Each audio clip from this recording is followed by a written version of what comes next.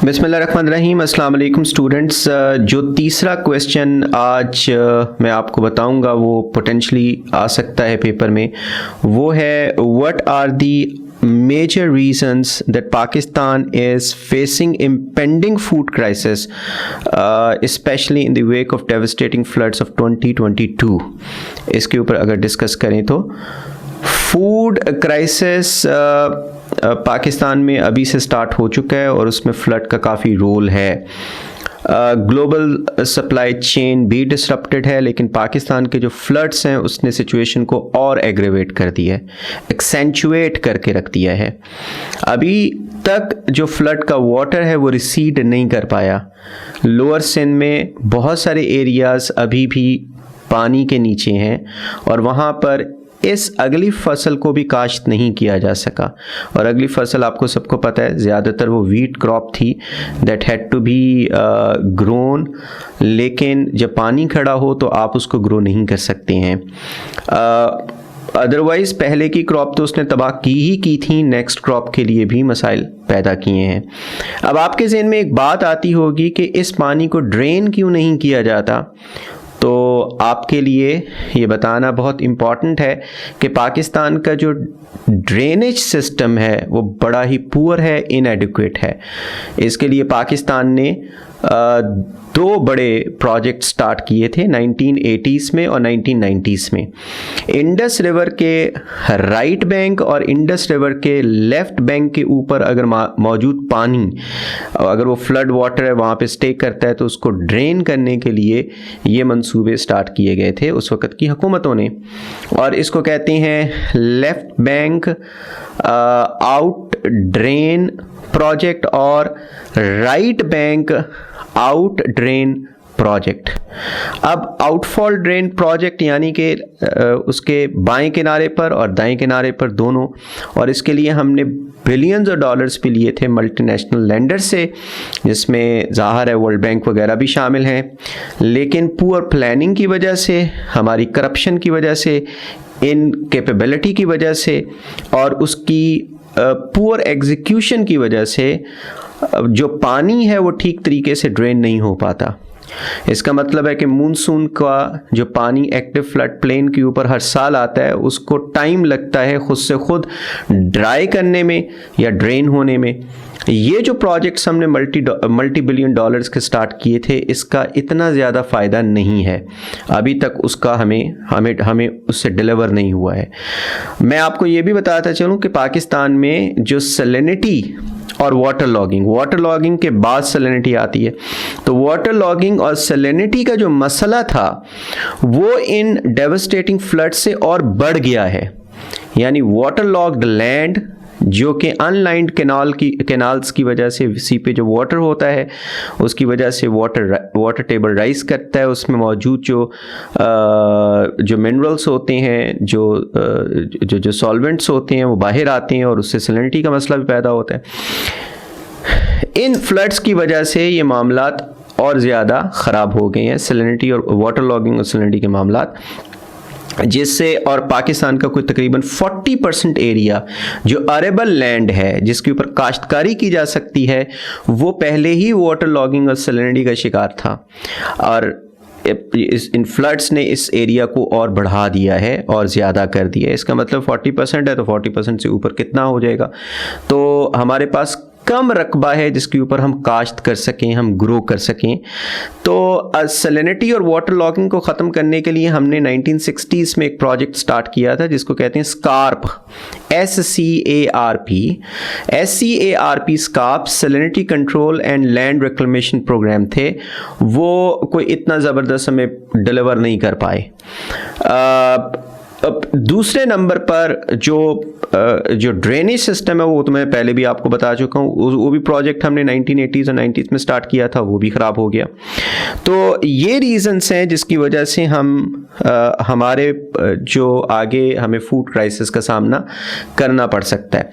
और इन सारी सिचुएशन के होते हुए जो दो ग्लोबल रीजंस हैं जैसे कि कोविड-19 और اس کے بعد جو فریکوینٹ لاک ڈاؤنس آئے ہیں، اور اس کے علاوہ یوکرین کی وار، اس سے بھی سپلائی ڈسرپٹ ہوئی ہے، کیونکہ Ukraine was the largest food producer to Europe, اور جب وہاں سے فوڈ سپلائی بند ہوئی یورپ کو، تو یورپ نے دوسری مارکیٹس کی طرف دیکھنا شروع کر دیا، اور وہاں سے جو فوڈ آتا تھا دوسری نیشنز کو، اب وہ یورپ کو جانا شروع ہو گیا، جس کی وجہ سے فوڈ شارٹیج ہو گیا، اور اس کا کرائسس پوری دنیا میں دیکھا جا سکتا ہے۔ لیکن پاکستان میں یہ جو دو میجر گلوبل فیکٹرز ہیں، اور اس کے ساتھ یہ جو فلڈس ہیں، اس نے معاملات اور خراب کر دیے ہیں۔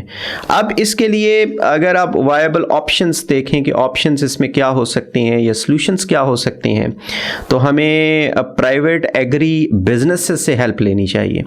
جو پرائیویٹ ایگری بزنس ایگریکلچرل جو بزنس ہے، ایک بہت بڑا فرٹیلائزر کمپنیز، ان سے ہم ہیلپ لے سکتے ہیں، خاص طور پہ واٹر کو ڈرین کرنے کے معاملے میں، اور فرٹیلائزر کو استعمال کر کے تو ہم اپنی کاشت کو بہتر بنا سکتے ہیں۔ پھر ایگریکلچرل کریڈٹ جو ہے، جو گورنمنٹ فریکوینٹلی دیتی ہے کہ اس سے سبسیڈائز کیا جائے گا کسانوں کو، وہ کسانوں کو نہیں ملتا، وہ اکثر اوقات مڈل مین کو یا ملٹی نیشنل کارپوریشنز کو مل جاتا ہے سبسڈیز کی صورت میں۔ تو ڈائریکٹ کسانوں تک کریڈٹ یا لون جانا چاہیے۔ اور تیسرے نمبر پر ایک گورنمنٹ خاص طور پہ پوری دنیا میں اب اس جو رجحان ہے اس کو ختم کیا جا رہا ہے کہ جو گورنمنٹ فکسڈ کرتی ہے پرائس کو، اس سے ڈسکریج ہوتا ہے فارمر گرو کرنے میں خوراک کو۔ تو فکسیشن جو مارکیٹ پرائسز ہیں اس کو اس وقت کم از کم ختم کر دیا جانا چاہیے، ریلیکس کرنا چاہیے، کیونکہ فارمرز زیادہ تر کمپلینٹ کرتے ہیں کہ اس سے گورنمنٹ ڈپارٹمنٹس کو اتھارٹی مل جاتی ہے، وہ آ کر تو فارمرز کو بلیک میل کرتے ہیں، ان سے رشوت دیتے ہیں، ان کو تھریٹن کرتے ہیں، اور دوسرے نمبر پر مارکیٹ پرائسز بہتر طریقے سے فارمرز کو نہیں ملتی، جس سے وہ انکریج نہیں ہوتے کہ وہ زیادہ سے زیادہ فوڈ گرو کر پائیں۔ تو یہ مارکیٹ پرائسز کو بھی اپنے آپ میں فارمرز کے اوپر یا مارکیٹ فورسز کے اوپر چھوڑ دینا چاہیے کچھ عرصے کے لیے، تاکہ انکریجمنٹ ملے، جو صحیح ریٹس ہیں مارکیٹ کے فوڈ کے کو گرو کرنے کے، اگر فارمر کو ملے گا تو فارمر انکریج ہو کے اور زیادہ فوڈ کو اگائے گا۔ تو یہ کچھ ریزنس ہیں فلڈ کے ریلیونٹلی۔ لیکن اگر فرض کریں علیحدہ سے فوڈ کرائسس آتا ہے، تو وہ تو آپ کو پتہ ہے کہ اگر صرف فوڈ کرائسس کے اوپر آتا ہے تو پھر آپ فلڈ کی بھی باتیں لکھ سکتے ہیں، اور فلڈ کے علاوہ بھی جیسے رائزنگ ڈیمانڈ ہے، پاپولیشن کا رائز کرنا ہے، پھر ٹریڈیشنل فارمنگ ہے پاکستان میں جس کو سبسسٹنس فارمنگ کہتے ہیں، اس میں میکنائزیشن کم سے کم ہے، پھر ہمارا جو اریگیشن سسٹم ہے، جو اریگیشن پریکٹسز ہیں، وہ بڑی افلوئنٹ ہے، بہت پانی ہم خرچ کرتے ہیں، جو واٹر انٹینسو ٹیکنالوجی ہے جیسے کہ ڈرپ اریگیشن یا پھر سپرنکلرز، اس کا استعمال کم سے کم ہے ہماری کمرشل فارمنگ کے اندر۔ پھر اس کے بعد اریگیشن جو سسٹم ہے وہ اس وقت بھی انیڈیکویٹ ہے، جیسے ریزروورز اور دوسرے کینالس وغیرہ۔ تو یہ بھی ریزنز بہت ساری آپ اس کے ساتھ لکھ سکتے ہیں، یہ تو آپ کو پتہ ہوگا۔ لیکن فلڈ کے ریلیونٹ اگر فوڈ کرائسس جو امپینڈنگ فوڈ کرائسس وہ آتا ہے، تو وہ میں نے کچھ ریزنز آپ کو بتائیں گے۔ ایک دفعہ پھر دوبارہ سے میں آپ کو وہ ریزنز بتا دیتا ہوں۔ نمبر ایک، بہت ساری کراپ تباہ ہو گئی فلڈس کی وجہ سے، اور ابھی بھی پانی لوور سندھ میں کھڑا ہوا ہے، جس کی وجہ سے اگلی کراپ نہیں اگائی جا سکی ہے۔ وہ پانی کھڑا ہے انڈس ریور کے لیفٹ بینک میں اور رائٹ بینک پہ، اور اس کو نکالنے کے لیے 2 پروجیکٹس اسٹارٹ کیے تھے 80s میں 90s میں، برے طریقے سے فلاپ ہو چکے ہیں، اور ملٹی لیٹرل لینڈرز نے ان پروجیکٹس کے لیے بلینز آف ڈالرز دیے تھے جو ہم نے ضائع کیے اپنی پور پالیسی پلاننگ کے ساتھ اور اس کی ایگزیکیوشن کے ساتھ۔ ان کو کہا جاتا ہے لیفٹ بینک آؤٹیج ڈرین اور رائٹ بینک آؤٹیج ڈرین، اور اس کے بعد پھر سلینٹی اور واٹر لاگنگ کا جو معاملہ ہے۔ واٹر لاگنگ سلینٹی کو ویسے تو اردو میں کیا بولتے ہیں، اس کو کہتے ہیں سیم اور تھوڑ، लोड, तो जो सैलिनिटी और वाटर लॉगिंग का मामला और ज़्यादा एग्रेवेट हुआ है फ्लड्स की वजह से। पहले 40% एरिया जो था अरेबल एरिया जहाँ पे agriculture could be practised, that was under water logging, वो और ज़्यादा बढ़ गया है उसका और उसके लिए जो हमने स्कार्प का एक प्रोजेक्ट 1960s में स्टार्ट किया था, यानी कि salinity control and land reclamation programme, वो भी काफ़ी हद तक हमारा कामयाब नहीं हो पाया है। तो ये कुछ रीजंस हैं जो कि हम लिख सकते हैं फ्लड्स के रेलेवेंट। उसके ऑप्शन, उसके सॉल्यूशंस भी मैंने बता दिए हैं।